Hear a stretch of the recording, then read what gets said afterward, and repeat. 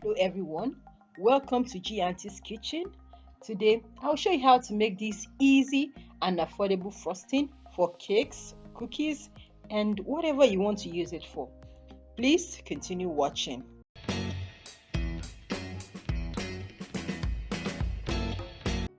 The frosting, I started by melting 2 tablespoons of butter.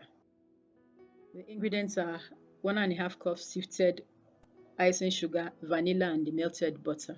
So just put this aside.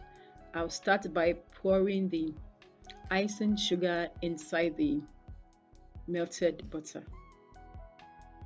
Mix it thoroughly. You could double this recipe or you could make half of it. I'm going to add 1 tablespoon of water. The water is at room temperature.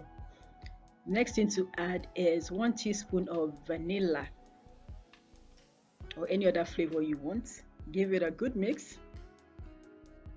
It is still very lumpy, so I'm going to use a whisk to beat out the lumps. It's easy peasy. Just 3 major ingredients, right consistency, and it is done. It's great for any baked goods you want to jazz up. It's just perfect. It's not too thick. It is not too thin. No need to go overboard.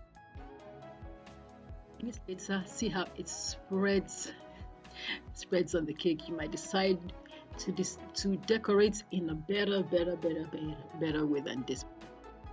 But this way it is simple. Anybody can decorate it. Hey, it's holiday season. Let's add some sprinkles to it and take it to another level.